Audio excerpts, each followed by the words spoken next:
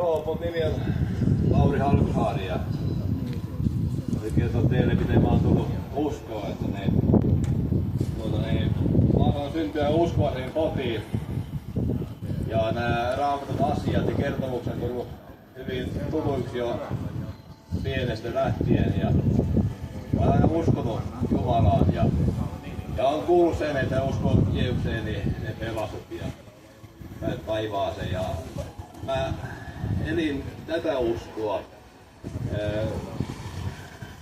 30-vuotiaaksi asti. Mä elin siinä luulossa, että taivaaseen pääsy riittää, kun vaan uskoo Jumalaa ja se, mitä on tapahtunut historiassa, että Jeesus on kuollut ristillä ja noussut ylös taivaaseen. Mutta mä en silloin 30-vuotiaaksi ajatellut tai ymmärtänyt tai tullut mieleenkään, että minkä vuoksi Jeesus kuoli ristillä. Olin noin 7 vuotta sitten, mä sitten sain halun ja kiinnostuksen lukea Raamattu läpi ja mä luin Uutta testamenttia ja luin sen läpi Uuden testamentin. Mä ymmärsin Jumalan pelastussuunnitelmaa, että se pelastus on yksin ainoastaan Jeesuksen veren kautta.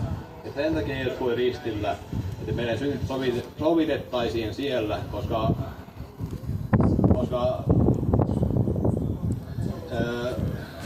sovitusta ei voi tapahtua ilman verenvuorotusta. Se on aika raakaa puhetta, mutta niin se on raakaa myös se syntikin. Synti on Jumalan tahdon vastaista toimintaa, ajatukset, teoja ja sanoja.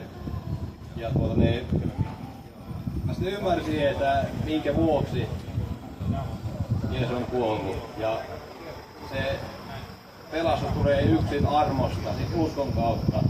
Ja uskoo siihen, että minunkin puolestani hän on kuollut ja minunkin synnit on sovitettu siellä hänen veressään.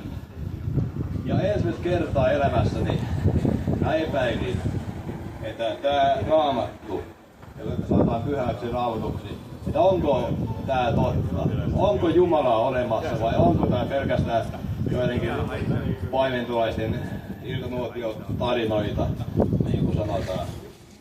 Ja mä mietin maailmaa ja menoa ja mietin, että jotta tämä kaikki on olemassa, maapallo ja tämä elämä, mitä täällä eletään, niin tässä missään ei ole mitään järkeä, ellei Jumala olisi. Ja niin mä tulin siihen ratkaisuun, että Raamattu on totta ja mä haluan uskoa siihen. Ja mä ehkä yritin itseäni jotenkin saamaan itseäni uskoa, vakuuttamalla itseäni, että se on tapahtunut ja näin poispäin. Mutta mä en saanut rauhaa sisimpään. Yksi evankelista sanoi kirjassaan, että ihminen kun ne uskoo, niin saa uskontolla laajaksi pelastusvarmuuden. Ja mä mietin omaa tuntojani ja näitä. Ei mulla tule vielä pelastusvarmuustunnetta ole. Ja mietin, onko edes uskossakaan. Mä sitten katsoin Kalevi Lehtisen videoita, kannattaa myös katsoa, niitä on hyviä. Niin Kalevi sanoi, että se uskon varmuus ei riippu se tunteesta, koska tunteet tulee ja tunteet menee. Ja tänään voi olla, että on huippu-uskos ja seuraavan päivänä taas on niin matala, että ei mistä tule mitään ja näin.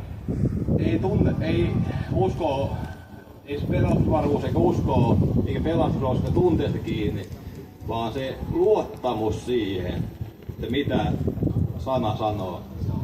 Ja siellä sanotaan, että ihminen on syntien, myös minäkin, ja siellä sanotaan, että Jeesus on kuollut ristillä, vuodattanut verensä meidän syntien sovituksesti, ja usko ja luottaa siihenkin, myös minunkin tähtäni. Ja siitä on se usko ja luottamus siihen, että näin se on.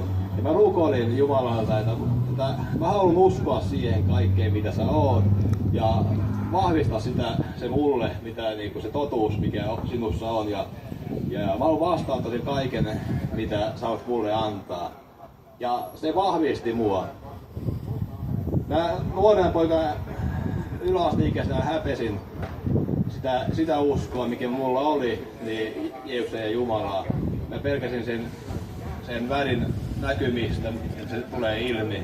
Mutta tosiaan kun mä päätin lähteä seuraamaan Jeesusta, niin kun Jumala vahvisti mun uskoa, voi pätkääkään enää hävetä olla julkisesti kertomasta ja julistamasta Jeesuksesta, niin se Jumala vahvistaa sitä, joka uskoo.